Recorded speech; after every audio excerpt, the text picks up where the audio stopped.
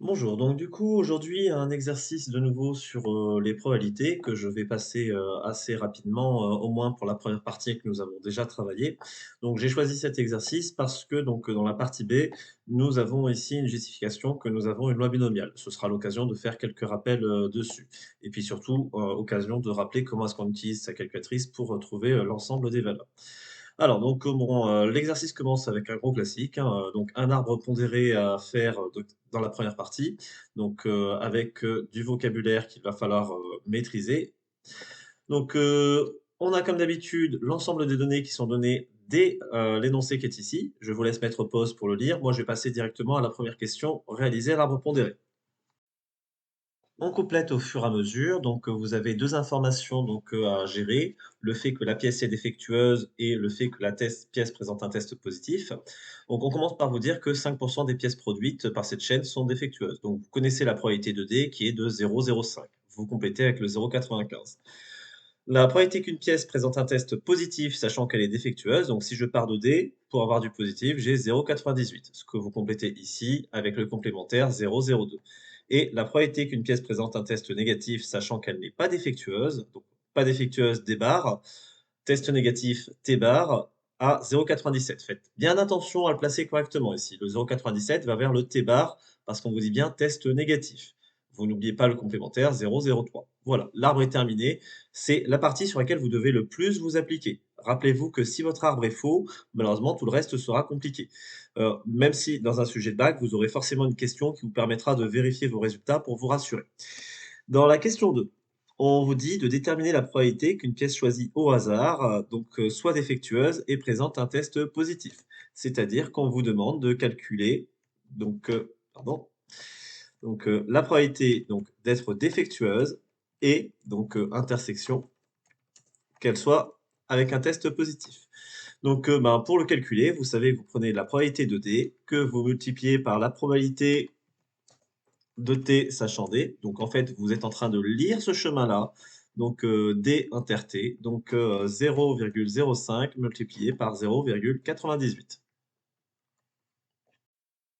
Vous trouvez le résultat assez rapidement, donc 0,049, hein, vous pouvez le faire en calcul mental ou à l'aide de la calculatrice. On vous demande ensuite de démontrer que la probabilité de t est de 0,0775. Donc t peut être obtenu de 2 façons, donc soit en intersection avec d, soit en intersection avec des barres. D et des barres forment une partition. Rappelez-vous les phrases à écrire normalement.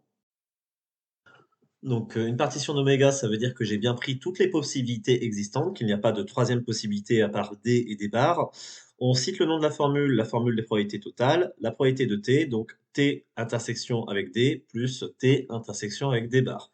Donc la première, vous l'avez déjà calculée à la question, précédente. La deuxième, donc bah, vous avez juste à faire le calcul rapidement. Donc, oups, 0,95 fois 0,03. Donc, on pourrait détailler éventuellement la formule. Là aussi, je vais noter directement le résultat, qui est bien celui qui était demandé dans l'énoncé. Donc, la question suivante, on vous demande de calculer une valeur prédictive positive. Alors, vous affolez pas du nom, hein, vous lisez proprement ce qui est marqué. La probabilité qu'une pièce soit défectueuse, sachant que le test est positif. On considère que pour être efficace, un test doit avoir une valeur prédictive positive supérieure à 0,95. Donc, je fais le calcul de cette probabilité qui m'est demandée, hein, la probabilité de D sachant T. Donc, c'est une fraction. Vous savez que vous êtes uniquement sur ceux qui sont positifs, donc sur P de T, et que vous prenez donc du coup l'intersection des 2. Donc, P de T inter D, ben, ça tombe bien, vous l'avez déjà calculé, c'était le 0,049 divisé par le 0,0775 que vous avez calculé à la question précédente. Et vous allez juste en donner une petite approximation, trouver 0,632. Vous faites un petit effort de faire une phrase réponse et vous n'oubliez surtout pas qu'on vous demande une conclusion. Ici, donc rappelez-vous, hein, donc on vous demande si le test est efficace. Ben, il fallait être supérieur à 0,95. Ben, du coup, ben non, le test n'est pas efficace. Cette valeur est inférieure à 0,95, donc le test n'est pas considéré comme efficace. On vous demande donc ensuite dans cette question, donc on vous fait une analyse comme quoi vous allez avoir un échantillon de 20 pièces que vous assimilez ce choix à un tirage avec remise et que vous avez, une variable aléatoire associée au nombre de pièces défectueuses dans cet échantillon. On vous demande de justifier que, cette variable aléatoire suit une loi binomiale. Alors, rappelons rapidement les 3 conditions indispensables pour avoir une loi binomiale. La première condition, c'est que, ben, l'expérience que vous étudiez ne doit avoir que 2 issues. Là, ici, c'est le cas parce que la question que je me pose, c'est: est-ce que les pièces sont défectueuses ou non? Il y a bien que 2 possibilités: défectueuses, pas défectueuses. Il faut qu'on répète des expériences identiques et indépendantes. Donc elles sont identiques vu qu'à chaque fois vous vous posez la question de défectueuse ou non, et elles sont indépendantes, c'est que, bah, vous allez tirer, la première pièce, vous allez regarder si elle est, défectueuse ou pas. Quand vous allez avoir le résultat de la deuxième pièce, il y aura aucun rapport avec le résultat de la première. Donc c'est bien indépendant. Les probabilités ne changera jamais. En fait, indépendante, vous pouvez considérer que c'est juste toujours les mêmes probabilités. Et attention, il faut absolument que la variable aléatoire soit associée au nombre de succès. Donc là, ici, c'est quoi le succès? Ben, le succès, c'est d'avoir une pièce défectueuse. Comme on s'intéresse au nombre de pièces défectueuses, c'est bien le nombre de succès qui nous intéresse. Comment est-ce que je rédige ça? Alors, vous avez des phrases types, hein, vous avez juste à l'apprendre par cœur et la rédiger comme ça le jour de l'examen. Vous commencez par dire que vous avez 20 épreuves de Bernoulli. À partir du moment où vous parlez d'épreuves de Bernoulli, vous dites qu'en fait, il y a un succès et un échec. Identique pour dire, ben, à chaque fois, c'est la même chose et indépendante pour dire la probabilité reste toujours la même. Vous précisez ce que c'est le succès pour vous, donc obtenir une pièce, défectueuse et vous n'avez plus qu'à, conclure que la variable aléatoire x qui donne le nombre de succès, le nombre de pièces défectueuses, elle suit donc bien une loi binomiale de paramètres n égale 20 et p égale 0,05. Il y a plein de phrases types que vous pouvez utiliser, hein. Là, c'est un exemple. Il y a d'autres façons de le formuler, bien évidemment. Bon, ce qui est important, c'est que vous retrouviez, les idées. Donc, Bernoulli, ça me permet de dire 2 issues. Identique et indépendante, c'est important de le signaler. Dire que vous comptez le nombre de succès et normalement, si vous dites toutes ces informations-là, quelle que soit la formulation, on acceptera la réponse. On vous demande à la question 2 la probabilité que x soit supérieur ou égal à 1. Ça, c'est un gros classique, hein, vous savez que la méthode, c'est de faire 1 moins la probabilité que x soit égal à, 0. Là, ici, donc, probabilité que x soit égal à 0 avec une loi binomiale. Donc vous savez que vous avez 0 succès parmi 20. Donc, les succès ont une probabilité de 0,05 et donc du coup, vous en voulez absolument aucun.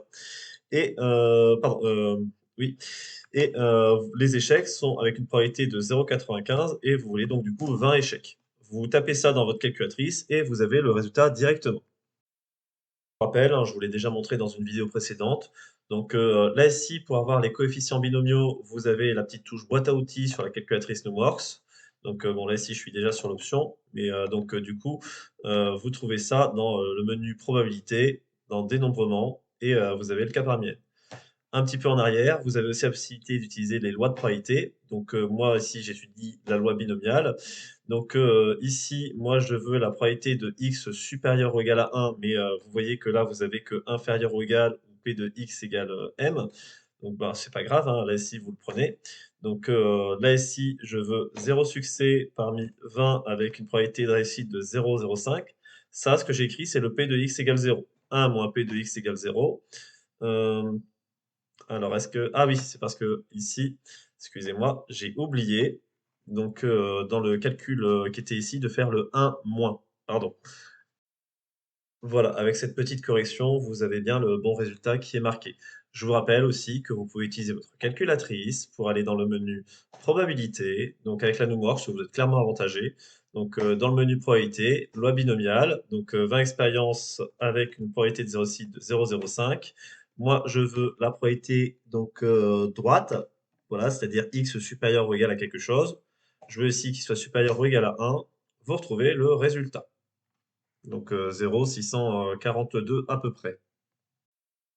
0,64 vu qu'ici on nous demandait un résultat arrondi au centième. Vous n'oubliez pas votre phrase réponse s'il vous plaît. Là ci, moi je vais me permettre de passer directement à la question suivante.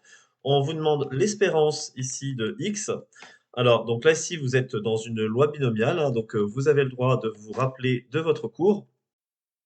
X suit une loi binomiale, vous avez l'espérance de x qui est égale à n fois p. Donc là ici, tout ce que j'ai à faire, c'est 20 fois 0,05 et donc bah, là ici, vous trouvez que cela fait 1.